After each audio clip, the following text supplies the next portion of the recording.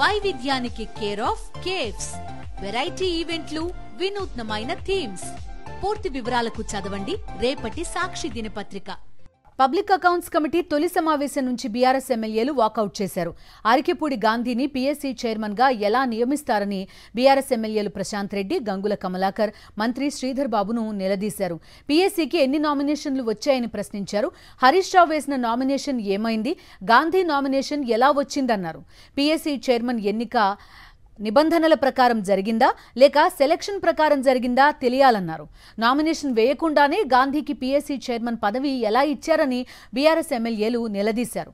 అన్నీ స్పీకర్ విచక్షణాధికారమని మంత్రి శ్రీధర్ బాబు సమాధానం ఇవ్వడంపై బీఆర్ఎస్ ఎమ్మెల్యేలు ఆగ్రహం వ్యక్తం చేశారు.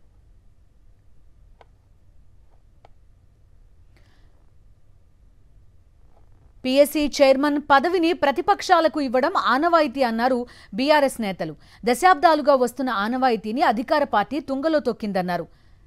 పీఎస్సీ చైర్మన్ పదవిపై స్పీకర్ను ప్రశ్నిస్తే ఎలాంటి సమాధానం లేదన్నారు. ఈ నియామకంపై న్యాయ పోరాటం చేస్తామన్నారు బీఆర్ఎస్ నేతలు. ప్రతిపక్షాలకే ఈ చైర్మన్ పదవి ఇవ్వడం అనేది ఈ రాష్ట్రంలో కావచ్చు, దేశంలో కావచ్చు, దశాబ్దాలుగా వస్తున్నటువంటి ఆనవాయితీ సాంప్రదాయం. కానీ ఈ ఆనవాయితీ సాంప్రదాయాన్ని ఈ కాంగ్రెస్ పార్టీ, తెలంగాణలో కాంగ్రెస్ పార్టీ ప్రభుత్వం అసెంబ్లీ సాక్షిగా తుంగలో తొక్కి ప్రజాస్వామ్యాన్ని కూని చేసింది అని చెప్పి బీఆర్ఎస్ పార్టీ భావిస్తా ఉన్నది.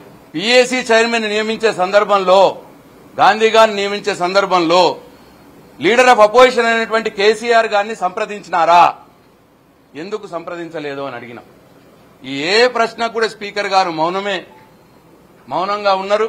దేనికి కూడా సమాధానం ఇవ్వకుండా బుల్డోజింగ్ గా వాళ్ళు పోయే సందర్భంలో మేమందరం కూడా ఆ మీటింగ్ నుంచి వాకౌట్ చేసి ఇవాళ మా నిరసనని తెలియజెప్పినాం.